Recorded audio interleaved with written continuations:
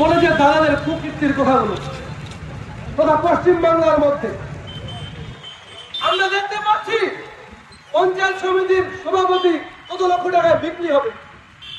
আমরা দেখতে পাচ্ছি কোথায় কোন রাস্তা বানালে কত টাকা আমরা কমিশন পাবো।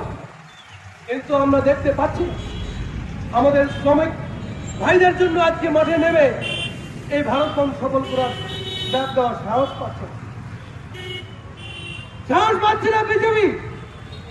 যারা আজকে বড় বড় কথা বলছে সবকা সাথ সবকা বিকাশ, যারা আজকে সমাজের মধ্যে একটা বিচ্ছিন্ন ভাব তৈরি করে দিয়েছে পশ্চিম বাংলায় তথা ভারতবর্ষের মধ্যে, আমরা কি দেখলাম? যতগুলো পাক গুপ্তচর, সেই গুপ্তচর গুলো কারা তার বিবেচনা অবশ্যই আপনারা করবেন। আমরা তার প্রতিবাদ করছি।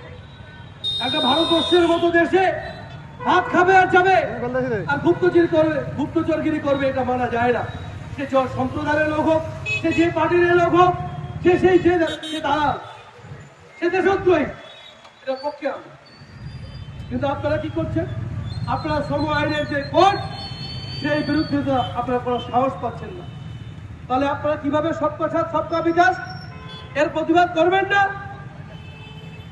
তারই প্রতিবাদে আজকে আমরা আইএনটিসির নেতৃত্বে জাতীয় কংগ্রেস লড়ছি, তথা ভারতবর্ষে লড়ছি। আমাদের নেতা রাহুল গান্ধী পর্যন্ত আজকে পাটনায় সেই আন্দোলনের শরিক হয়েছে। এবং আরেকটা গুরুত্বপূর্ণ বিষয় যেটা আমরা লক্ষ্য করেছি, রাহুল গান্ধী যেদিন থেকে প্রশ্নটা তুলেছে নির্বাচন কমিশন উত্তর তো দেওয়ার দূরের কথা, এই সমাজ বিচ্ছিন্নতাকারী দলের নেতারা আটকে উঠেছে, বিভিন্ন মিডিয়ার মাধ্যম দিয়ে উত্তর দিচ্ছে। মনে হচ্ছে নির্বাচন কমিশনটা তাদের ঘরের মধ্যে বসানো হচ্ছে। কেন নির্বাচন কমিশনের বিরুদ্ধে কথা বলেছে আমাদের নেতা?